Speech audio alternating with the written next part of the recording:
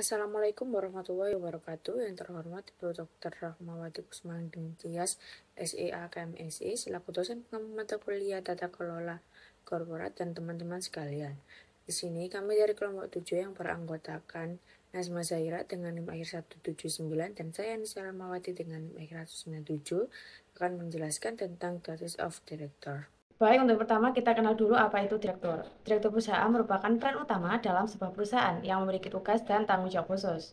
Menurut Companies Act tahun 2006, semua direktur dengan nama apapun itu adalah setara. Dalam Undang-Undang Pasal 251 ada tentang peran direktur bayangan, yang mana direktur bayangan adalah seseorang yang sesuai dengan arahan atau instruksi oleh para direktur perusahaan untuk bertindak. Kemudian yang kedua, seorang direktur itu tidak boleh dianggap sebagai direktur bayangan hanya karena bertindak atau sesuai arahan para direktur. Jadi direktur bayangan ini juga dianggap sebagai direktur dan dapat bertanggung jawab sama seperti direktur pada umumnya. Kemudian ada 10 tugas direktur yang dikemukakan oleh CACG. Yang pertama yaitu tugas legitimasi, yakni beroperasi berdasarkan hukum. Yang kedua, tugas menegakkan kesetiaan utama direktur kepada perusahaan. Yang ketiga, menegakkan peran direktur, yakni membantu perusahaan agar berhasil, tetapi tetap bijaksana. Yang keempat, memegang perusahaan dalam kepercayaan. Yang kelima, memastikan tinjauan kritis terhadap proposal yang diajukan. Yang keenam, memastikan kehati-hatian direktur dalam pengambilan keputusan.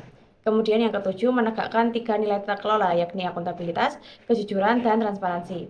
Yang ke-8 yaitu menegakkan hak-hak pemegang saham minoritas. Yang ke-9 memastikan tanggung jawab sosial perusahaan. Kemudian yang terakhir atau yang ke-10 yakni memastikan pembelajaran, pengembangan, dan komunikasi dewan. Soalnya terdapat yang namanya kewajiban fidusia. Fidusia adalah seseorang yang memegang posisi kepercayaan terhadap orang lain, yang biasanya seorang direktur yang dipilih oleh pemegang saham. Seorang fidusia tidak boleh memiliki konflik kepentingan sehingga tidak boleh mengambil keuntungan dari pemegang saham. Kewajiban fidusia ini telah lama berlaku dalam hukum umum di Inggris Raya atau Amerika Serikat, tapi baru-baru ini kewajiban tersebut mendapat dukungan hukum di Inggris Raya. Untuk ketentuan hukum, UU Companies Act mensyaratkan semua perusahaan diharuskan memiliki direktur. Tugas direktur juga dijelaskan di pasal-pasal berikut. Ada pasal 171 yakni kewajiban untuk bertindak sesuai kewenangan.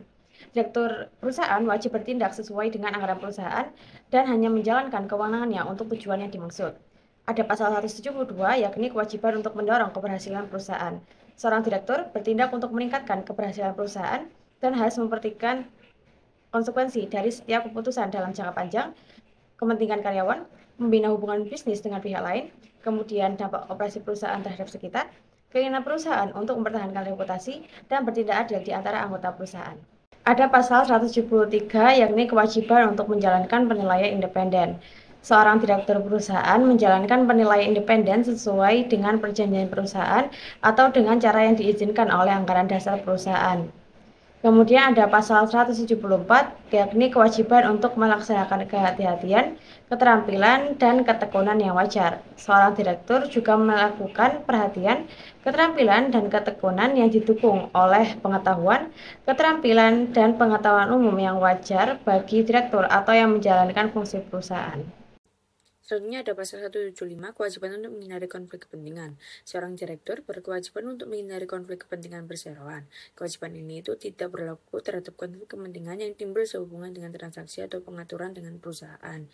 Kewajiban ini tidak dilanggar jika situasi tersebut tidak dapat secara wajar dianggap berpotensi menimbulkan konflik kepentingan atau mendapatkan izin dari direksi. Selanjutnya ada pasal 176, kewajiban untuk tidak menerima keuntungan dari pihak ketiga. Seorang direktur suatu perusahaan dilarang menerima suatu keuntungan dari pihak ketiga, di mana pihak ketiga tersebut adalah orang pribadi selain perseroan, badan hukum terasosiasi, atau orang pribadi yang bertindak atas nama perseroan atau badan hukum terasosiasi. Selanjutnya untuk pasal 177, kewajiban untuk menyatakan kepentingan dalam transaksi atau pengaturan yang diusulkan. Direktur harus mengungkapkan jika mereka memiliki kepentingan baik secara langsung atau tidak langsung dalam transaksi perusahaan. Hal tersebut bisa dilakukan di rapat direksi atau melalui pemberitahuan tertulis atau umum.